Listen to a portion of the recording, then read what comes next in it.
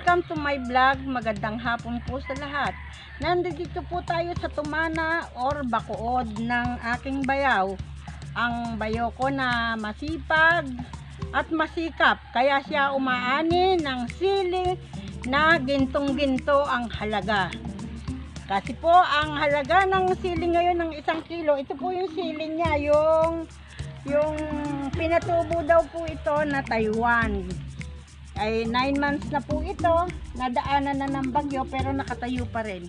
Every other day po ang kanyang pitas. At padami ng padami po ang kanyang napipitas, padami ang kilo. Kaya nga po tinawag na gintong-ginto dahil gintong-ginto po ang halaga ng mga sili. Kaya dito sa Bacood o sa Tumana ay makakakuha ka ng ginto. O yun lang po, at libutin po natin ang mga namimitas. Andun po, ito po ay napitasan na. Kaya kukonti na lang po yung mga mapupula. Pupunta po tayo doon sa gawin doon na nag-harvest.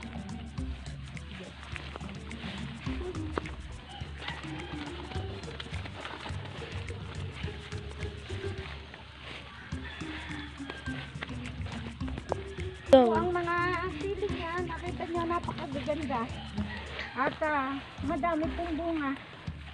Ito po ang kanyang kasipagan niya at ang katyagaan. Manong, ngiti nga. Manong, ngiti nga. Ngiti po. Ayan po ang may-ari.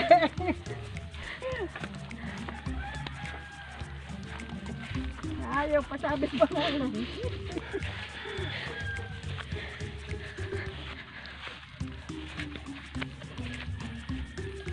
Hindi po. Ito po, namimita sila ng sila. Yung ginto dito po nakukuha sa aming Bacood. Si gintong-ginto ang halaga. Ginto. Ate ngiti! Oo, naka dito. Ay, ito nahihirap po lumakad. Pula.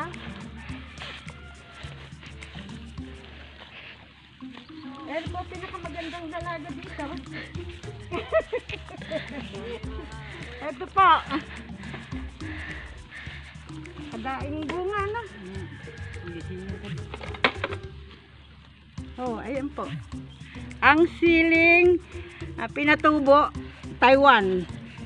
Na ginto ang ibinibigay dahil gintong-ginto nga po ang halaga. Patay. Papunta po na po tayo dun sa nilalagyan ng napitas nila, kung ilang kilo ang mapipitas nila.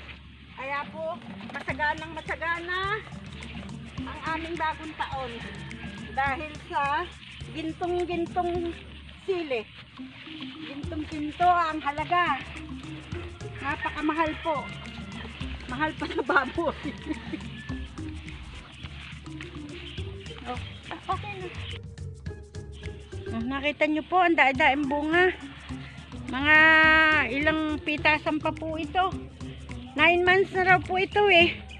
At tira-tira na ng bagyo. Pero eto po, matibay. Nakatayo pa rin at namumunga ng madami. Ng madaming ginto.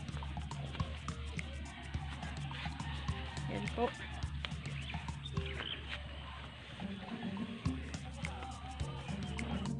Nandito naman po tayo sa kanyang kalamansian na bukas po pipitasin.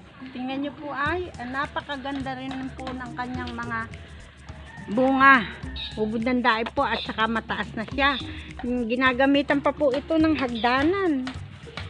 At medyo mahal din po ang kalamansi. Hindi nga lang kasing mahal ng sili.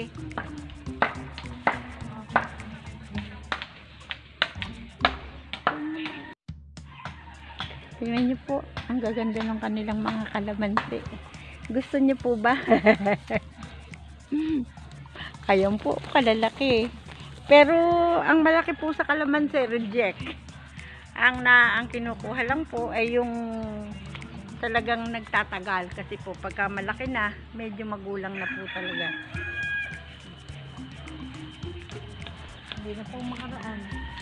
Hindi na po makaraan sa dikit-dikit. Sagain ng sanga, sagain ng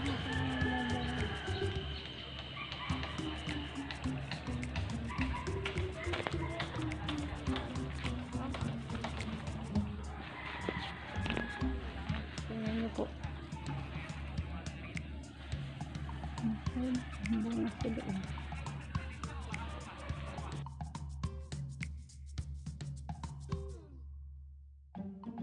Humarap na lang muna kayo, sandali lang. Yung, Rolly po. ayun po si Mang Rolly na nangunguha ng kalamansi sa mataas na puno ng kalamansi nila. Ito rin po ang pinagkukuhanan ng bayo ko ng isang gintong-gintong halaga. Kaya po puro ginto ang kanilang nakukuha. Masipag at matyaga po ang aking bayaw. Kaya ayan, puro po bunga ang kanyang kalamansian. Hop! Manang ano po? Manang Juliet. Manang Juliet.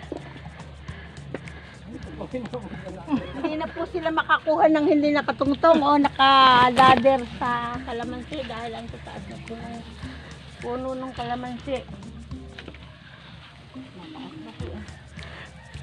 Ang halaga po ng kalamansi ngayon ay bumaba. Hindi kasi halaga nung bago magpasko. Pati rin po yung sili na bumaba na rin po ngayon. Pero ginto pa rin po ang pinagbibilan.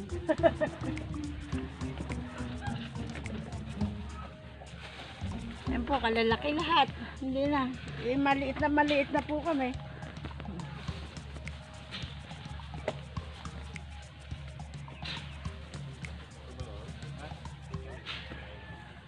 Ito po tayo ngayon sa kapatid ni ng aking bayaw.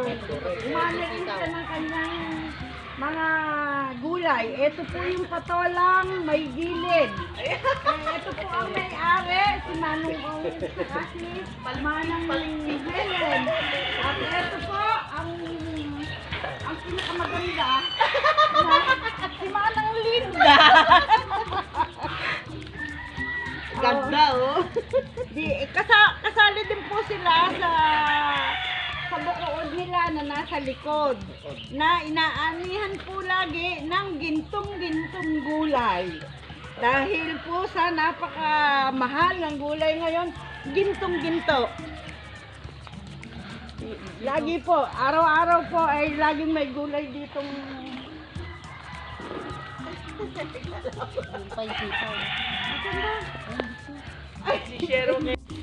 dito naman po tayo sa sitaw. Ito po aayusin na. Araw-araw po ganito dito, maraming gintong nakukuha. Iba-iba naman. Ayun. Ito po ay gulay naman ni Manong Momeng. At saka ni Manong Seni. Puro po sila De La Cruz dito. Ito po ang babaeng De La Cruz. Mayayaman na po sila dahil sa mga gintong gulay. Dito po matatagpuan ang ginto.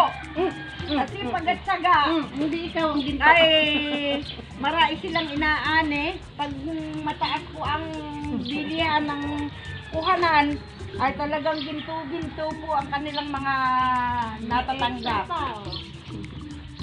At ito pa po ang Okay na. Ano ba pangalan ng anak niya? Ay, yung kanyang garden, nakikita niyo po, marami pong papwa. Ayun po, iba-ibang klase ng papwa na hindi dito. Kahit o panlaga. Naman po ang mayana. Lahat po ng klase, lahat ng kulay na hindi dito na. O, tingnan niyo po, napakaganda. At pati po ang kanilang mga cactus sa itaas ay mga nakasabit. At ito po ang kanilang poinsettia.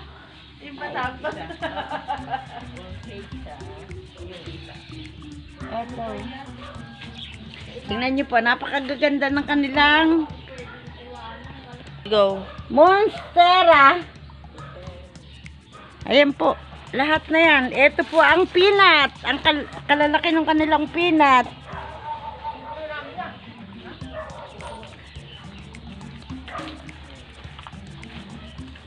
Ito po, napakaganda ng halaman. Pero hindi ko po alam ang kanyang ID. Pero napakaganda po. Cute na cute. At hanggang dito na lang po. At maraming salamat po nang nagbigay ng pahintulot sa amin si Manang Penny na makunan ang kanyang mga gulay. Mga gintong gulay po lahat itong nandito sa pula. Lahat po ng gulay dito, ubod ng mamahal. Naswertihan po. At yan po. Bye!